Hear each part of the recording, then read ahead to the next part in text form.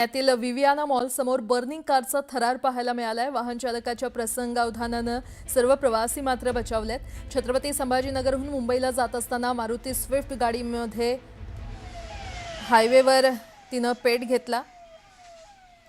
वाहन चालकाच्या प्रसंगावधानामुळे कोणतीही जीवितहानी झाली नाही।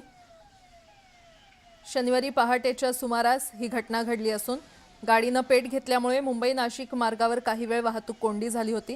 ठाणे आपत्ती व्यवस्थापन दल आणि वाहतूक शाखेच्या प्रयत्नानं आग विझवण्यात आली असून वाहतूक सुरळीत करण्यात आली आहे।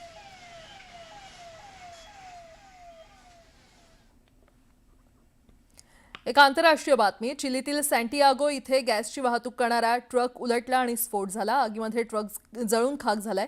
या अपघातात 4 जणांचा मृत्यू झाला असून 17 जण जखमी झाल्याची माहिती आहे।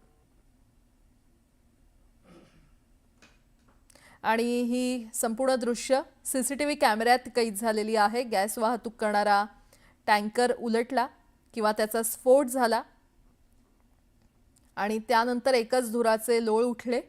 या स्फोटात 4 जणांचा मृत्यू झालाय तर 17 जण जखमी झाले असल्याचं कळतंय। गॅस वाहतूक करणारा हा ट्रक होता, त्याचा स्फोट झाला। अतिशय भीषण असा हा स्फोट झाला। त्यामध्ये 4 जणांचा मृत्यू झालाय आणि 17 जण गंभीर जखमी असल्याचं कळतंय।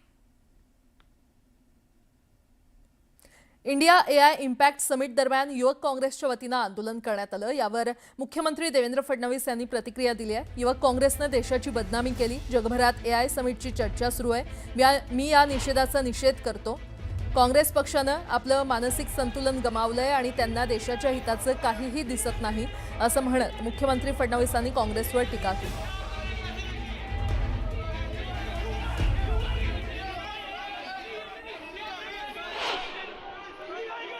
मुझे ऐसा लगता है कि एक बहुत ही गलत तरीके से यूथ कांग्रेस ने हमारे देश का नाम खराब किया है।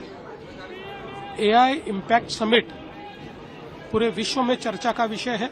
युवा युवक कांग्रेस के आते हैं और इस प्रकार से हंगामा करके हमारे इतने अच्छे आयोजन को एक प्रकार से खराब करने की कोशिश करते हैं। मैं इसकी बहुत कड़ी निंदा करता हूं।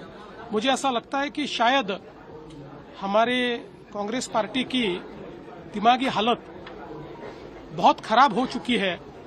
वो अब अपने देश के हित में क्या है ये भी नहीं समझ पा रहे और उसमें भी राजनीति लाने की कोशिश कर रहे हैं। ये बहुत गलत बात है। गीतकार जावेद अख्तर यांनी मुख्यमंत्री देवेंद्र फडणवीसांचं कौतुक केलं। मुंबईच्या पायाभूत सुविधांसाठी मुख्यमंत्री प्रयत्नशील असल्याचं म्हणत मुंबईचा चेहरा-मोहरा फडणवीसांनी बदलला असं ते म्हटलेत। एका सार्वजनिक कार्यक्रमात ते बोलत होते।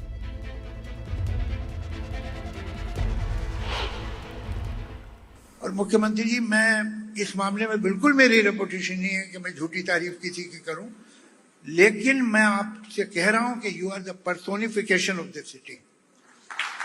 जो एनर्जी, जो एम्बिशन, जिस तरह से आप शहर को आगे ले जा रहे हैं, ये आप ही का काम है। Hats off to you. गोकुळच्या दूध दरात वाढ करण्यात आली आहे। म्हशीचं दूध 1 रुपयानं तर गाईच्या दूध दरात 2 रुपयांनी वाढ करण्याचा निर्णय घेण्यात आलाय।